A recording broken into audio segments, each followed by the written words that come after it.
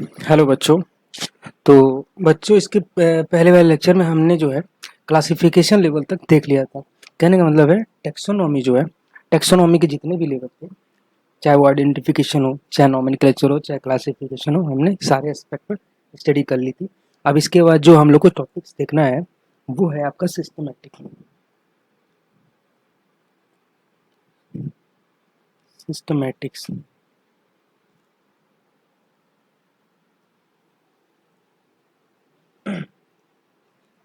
देखो बच्चों, एक तो वर्ड है टेक्सोनॉमी, ठीक है, और दूसरा वर्ड है सिस्टमैटिक। एक्चुअली बच्चों ये दोनों वर्ड सिनोनिम्स है, ठीक है। तो क्या होता है बच्चों, काफ़ी कंफ्यूजन होता है दोनों के काम से रिलेटेड, ठीक है बच्चों, क्योंकि नियर अबाउट काम दोनों के सेम है, बट थोड़ा बहुत जो है दोनों में डिफरेंसेस हैं। तो हमने जो है टेक्सोनॉमी को तो समझ लिया, अब जो है सिस्टमैटिक को थोड़ा सा इसके अंदर क्या डिफरेंसेस है वो हम लोग समझने की कोशिश करेंगे, ठीक है बच्चों।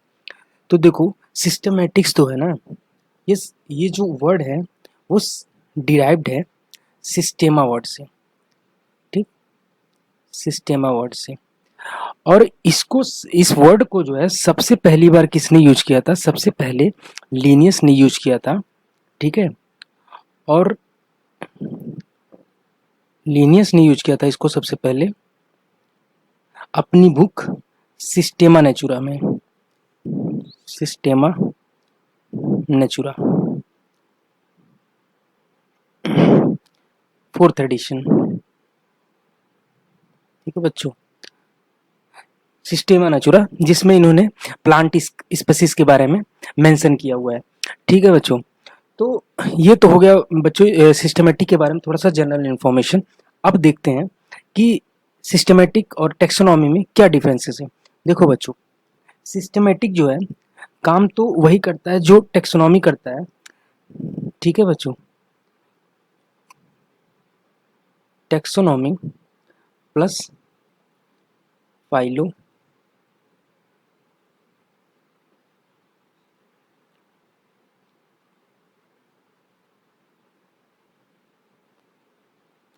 ठीक है।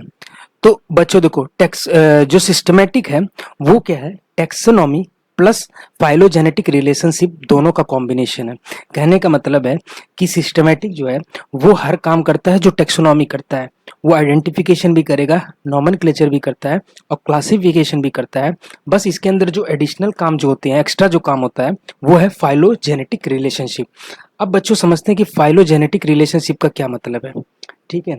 तो देखो फाइलोजेनेटिक रिलेशनशिप में क्या करते हैं हम लोग।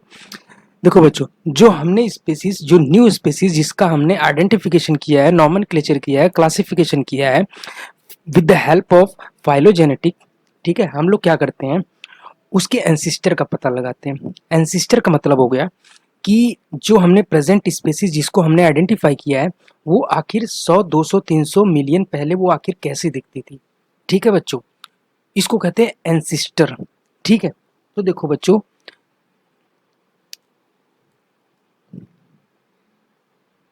हमने जिस स्पेसीज को आइडेंटिफाई किया हुआ है, सपोज को हमने कह दिया प्रेजेंट स्पेसीज, ठीक है, प्रेजेंट स्पेसीज, ठीक। तो जो फाइलोजेनेटिक जो रिलेशनशिप है उसमें हम लोग क्या करते हैं, ये जो प्रेजेंट स्पेसीज है और जो एंसिस्टर है, ठीक है, एंसिस्टर का क्या मैंने मतलब बताया कि जो प्रेजेंट स्पेसीज है वो आखिर 100, 200, 300 मिलियन पहले, मिलियन ईयर पहले जो है कैसी दिखती थी, ठीक है। सपोज मैंने ये बोल दिया कि 200 मिलियन पहले, 200 मिलियन ईयर एगो, ठीक है, ईयर एगो। तो जो प्रेजेंट स्पेसीज है वो 200 मिलियन ईयर एगो आखिर कैसी दिखती थी, उसी को क्या कहते हैं? एंसिस्टर बोलते हैं, ठीक है बच्चों। तो देखो देखो ये जो एंसिस्टर है और ये जो प्रेजेंट स्पेसीज है, ठीक है बच्चों, इनके बीच में कुछ तो चेंजेस आए हैं, ठीक है, कुछ तो चेंजेस आए हैं जिनकी वजह से एंसिस्टर कुछ और दिखता है और जो प्रेजेंट स्पेसीज है वो कुछ और दिखता है। तो ये जो चेंजेस है ना बच्चों, ये जो चेंजेस है ना, ये प्रेजेंट स्पेसीज, ये जो प्रेजेंट स्पेसीज है और ये जो एंसिस्टर हैं, इनके बीच में जो चेंजेस आए हैं ना, इसी को क्या बोलते हैं? इवोल्यूशन बोलते हैं। क्या बोलते हैं? इवोल्यूशन। ठीक है बच्चों, जो एंसिस्टर है और जो प्रेजेंट स्पेसीज है, इनके बीच में जो चेंजेस आए हैं ना, वो है इवोल्यूशन। ठीक है, और जो इवोल्यूशन का जो रिजल्ट होता है ना, वो होता है, क्या होता है? स्पेशिएशन। ठीक है, स्पेशिएशन। इस इवोल्यूशन का क्या रिजल्ट होता है? स्पेशिएशन। स्पेशिएशन का मतलब है बच्चों न्यू स्पीसीज का फॉर्मेशन। ठीक है, क्या मतलब होता है? न्यू स्पीसीज का फॉर्मेशन क्या बोलते हैं? स्पेशिएशन। और स्पेशिएशन का जो मेन कारण है वो क्या है? इवोल्यूशन। अब बच्चों समझते हैं कि ऐसा इवोल्यूशन में क्या होता है कि एक नई स्पीसीज का फॉर्मेशन होता है। ठीक है बच्चों, तो देखो सपोज ये एंसिस्टर है। ठीक है, सपोज ये एंसिस्टर है, ये एंसिस्टर है। ठीक है, तो इसमें क्या होता है, और ये आपका मान लीजिए सपोज प्रेजेंट स्पीसीज है। ठीक है, ये प्रेजेंट स्पीसीज है। तो देखो बच्चों, एंसिस्टर से प्रेजेंट स्पीसीज का बनना, इस प्रोसेस को क्या कहते हैं? इवोल्यूशन। और देखो बच्चों, इवोल्यूशन का जो मेन कारण है वो क्या है? इवोल्यूशन का जो मेन कारण है वो है आपका म्यूटेशन। ठीक है, म्यूटेशन। इवोल्यूशन का जो मेन कारण है वो है म्यूटेशन। ठीक है बच्चों, देखो म्यूटेशन का मतलब होता है कि अगर कोई ऑर्गेनिज्म है, सपोज ये एंसिस्टर है। ठीक है, एंसिस्टर का जो जेनेटिक कंपोनेंट है, जेनेटिक कंपोनेंट कहने का मतलब है कि एंसिस्टर का जो जीन है, ठीक है, जिस जीन से एंसिस्टर बना हुआ है, ठीक है, अगर उसके ओरिजिनल जीन्स में कोई भी चेंजेस आते हैं, ठीक है, तो उसको क्या बोलते हैं? म्यूटेशन। कहने का क्या मतलब है, जो एंसिस्टर है उसके ओरिजिनल जीन में अगर कोई भी चेंजेस आते हैं तो उसको क्या बोलते हैं? म्यूटेशन। ठीक है, अब बच्चों अगर यही म्यूटेशन कई जनरेशन तक आती रही, ठीक है, जेनेटिक कंपोनेंट में चेंजेस कई बार आते रहे, ये म्यूटेशन कई बार आते रहे, तो क्या होगा कि एंसिस्टर का जो ओरिजिनल जीन है ना, वो काफी हद तक चेंज हो जाएगा।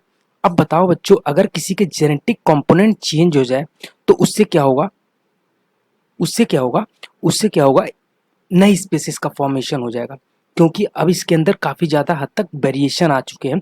एंसिस्टर के कंपैरिजन में काफी हद तक वेरिएशन आ चुके हैं, और उस वेरिएशन के आने का मेन कारण है कि जेनेटिक कंपोनेंट में चेंजेस आना। ठीक है, और जेनेटिक कंपोनेंट में चेंजेस आने का क्या कारण था? म्यूटेशन। ठीक है बच्चों, ठीक। तो मैंने क्या बोला कि एंसिस्टर से प्रेजेंट स्पीसीज में जो चेंजेस आ रहे हैं, इसको क्या बोलते हैं? इवोल्यूशन। और इवोल्यूशन का मेन कारण क्या था? म्यूटेशन। और म्यूटेशन में क्या हो रहा था? म्यूटेशन में क्या हो रहा था? जेनेटिक कंपोनेंट में चेंजेस आ रहे थे।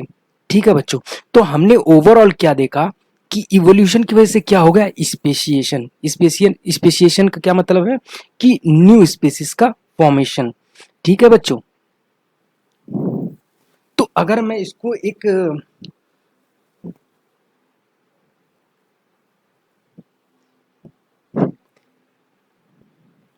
इसको अगर मैं शॉर्ट में लिखना चाहूं तो मैं क्या लिख सकता हूं कि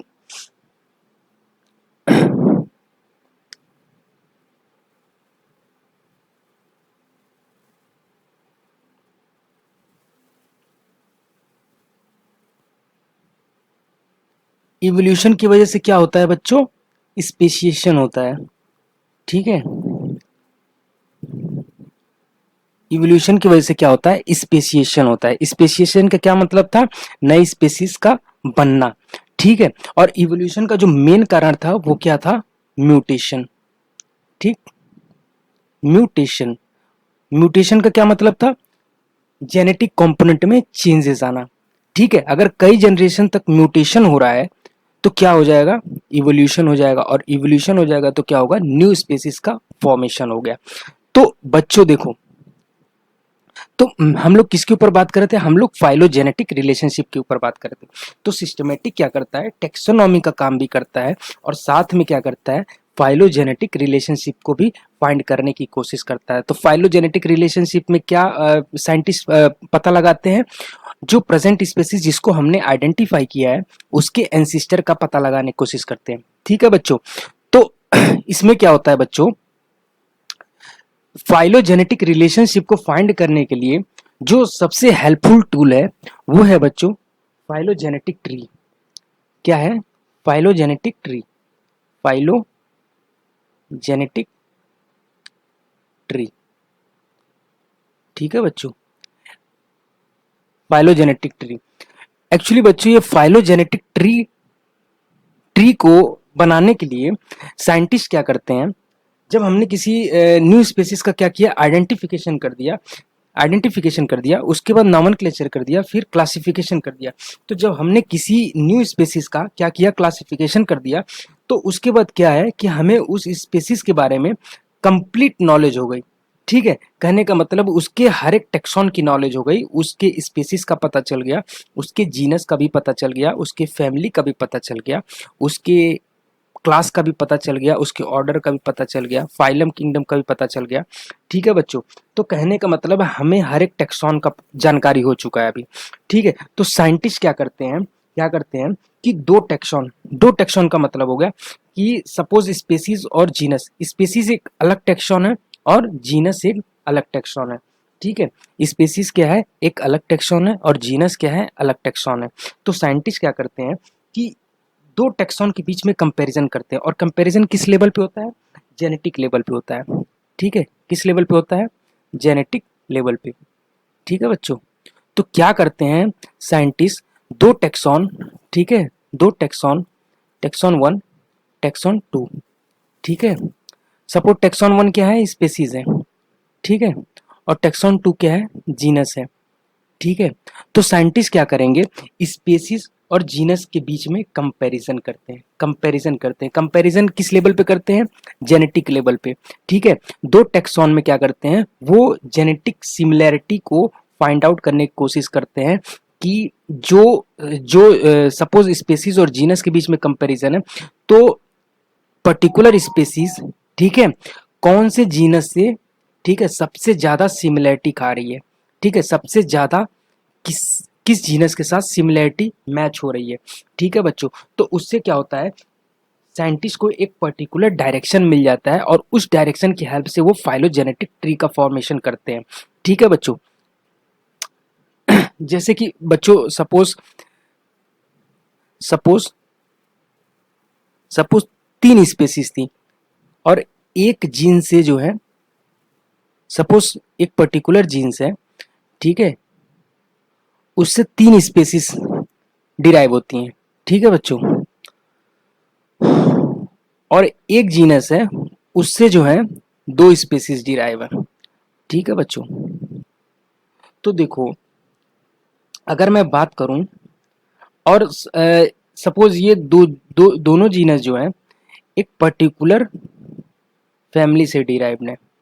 ठीक है बच्चों, और मैं बोलूं कि दो ऐसी फैमिली है, ठीक है,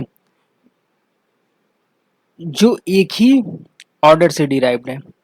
ठीक, एक ही ऑर्डर से डिराइव्ड है, और मैं बोलूं कि दो ऑर्डर हैं, ठीक है, जो एक ही क्लास से डिराइव्ड है।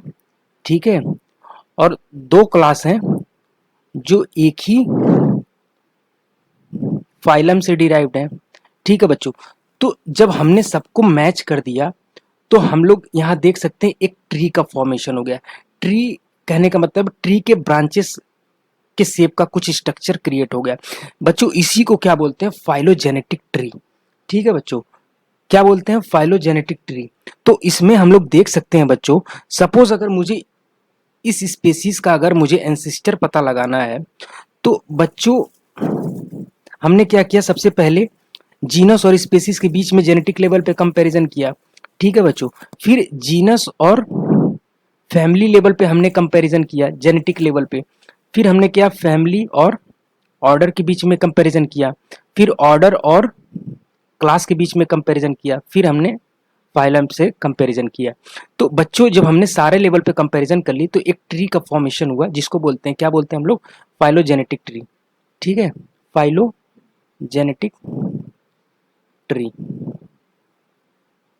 तो बच्चों फाइलोजेनेटिक रिलेशनशिप किसकी मदद से फाइंड करते हैं, साइंटिस्ट एंसिस्टर का फाइलोजेनेटिक ट्री की हेल्प से। तो उसमें क्या करते हैं कि दो टेक्सॉन के बीच में जेनेटिक लेवल पे कंपैरिजन करते हैं और वो जो है एक ट्री ब्रांच लाइक शेप का स्ट्रक्चर उससे फॉर्मेशन होता है। तो बच्चों सपोज अगर मैं इस पर्टिकुलर स्पेसीज की बात करूं और मुझे इसका इंसिस्टर पता लगाना है, तो देखो बच्चों अगर मैं इस नोड से और इस नोड में कंपैरिजन करूं तो बच्चों इस स्पेसीज का जो है एंसिस्टर ज्यादा चांसेस जो है इस स्पेसीज का, कौन से जीनस से ज्यादा चांसेस है कि ये इसके जो है एंसिस्टर हो सकते हैं। तो बच्चों ज्यादा चांसेस जो है इस जीनस से ज्यादा चांसेस है कि इस पर्टिकुलर स्पेसीज का एंसिस्टर यही जीनस हो सकता है। ठीक है बच्चों, क्योंकि ज्यादा जो है जेनेटिक सिमिलरिटी इसी जीनस के साथ है इन कंपैरिजन टू इस जीनस के साथ। ठीक है, तो बच्चों साइंटिस्ट अब क्या करेंगे, अब ये जीनस और फैमिली के बीच में कंपैरिजन करेंगे। ठीक है बच्चों, तो अगर मैं पूछूं कि इस जीनस लेवल पे, ठीक है, ये जो जीनस है वो कौन सी फैमिली से ज्यादा सिमिलरिटी जो है मैच करेगी, तो बच्चों आप इजीली बता सकते हैं कि ये वाली फैमिली से ज्यादा सिमिलरिटी मैच करेगी। ठीक है, इन कंपैरिजन टू दिस। ठीक है बच्चों, और अगर मैं बोलूं कि फैमिली और ऑर्डर के बीच में कंपैरिजन करना है, तो बच्चों ये पर्टिकुलर फैमिली ज्यादा मैच किससे करेगी, इस वाले ऑर्डर से। ठीक है बच्चों, ना कि इससे। तो बच्चों हम लोग देख सकते हैं कि इजीली हम लोग यहाँ से एक पर्टिकुलर डायरेक्शन में मूव करते जा रहे हैं। ठीक है बच्चों, हम लोग एक पर्टिकुलर डायरेक्शन में मूव करते जा रहे हैं। तो बच्चों अब इसके बाद क्या होगा, इसके बाद इसका पर्टिकुलर एंसिस्टर ये होगा। ठीक है, और यहाँ से ये। तो देखिए बच्चे फाइलोजेनेटिक ट्री की हेल्प से हमने कैसे इसके पर्टिकुलर एंसिस्टर के बारे में पता लगा लिया। ठीक है बच्चों, तो फाइलोजेनेटिक रिलेशन निकालने के लिए आपने देखा कि फाइलोजेनेटिक ट्री कितना हेल्पफुल है।